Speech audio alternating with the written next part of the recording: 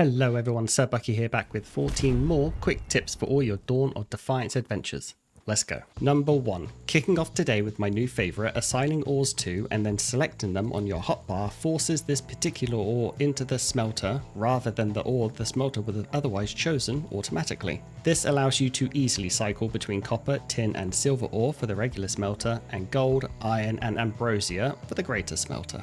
Number 2. While hovering over an item in your inventory, pressing any number from 1 to 8 will assign it to that hotkey. Useful for tip number 1. Number 3. A new feature you may have missed with the August 22nd Quality of Life update, press and hold E to quickly put items into workstations. This footage is not sped up. Number 4. Press and hold R to bring up ammo types for the bow. Number 5. The forge automatically repairs all your items. Easy peasy. Credit to Caspian2338 who pointed out this great one in the comments on my first 14 tips video. Thanks Caspian. Number 6. Bronze is made in the forge by combining 1 tin and 2 copper ingots. Number 7. Carbon powder is made by using charcoal in the grindstone. Charcoal, of course, coming from the kiln. Number 8. Plume feathers come from the bird feeder, the recipe for which you buy from Arceus.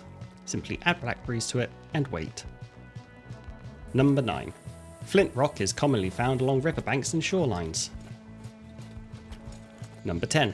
Standing by a fire for about 20 seconds will grant you a 15-minute buff that prevents you from getting wet. The wet debuff severely limits your stamina regen and sucks a lot. So I tested this in the ocean, and yes, while you have this buff, you won't get wet. How you use this last bit of information I leave to you. Number 11.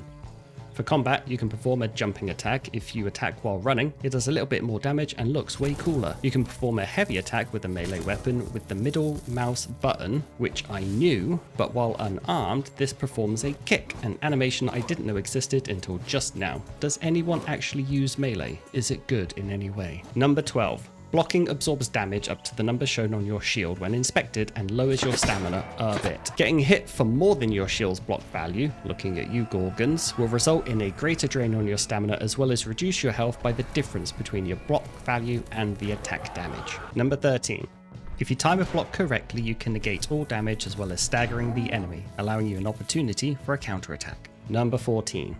Less of a tip and more of a cheese, but just like my first 14 tips guide, I didn't want to finish on 13 and get bad luck. If you're struggling with the hunting quest to kill a certain number of animals, there is this place on the second island where a group of hares, deer, and sometimes boar will always spawn. You can get up to 3 hares at once, 2 boars at once, and 1 to 2 bucks. Unfortunately, no wolves here. Once you're in this location, you can exit the game and come back in and the animals will all start clustered up. If you're after hares, simply fly above them and hammer fall down. If you're after boars, you can simply land on the path and let them walk towards you, free headshots. And if you're after bucks, just stay up high and pick them off one by one. You might have to reload several times with these since they're rather skittish.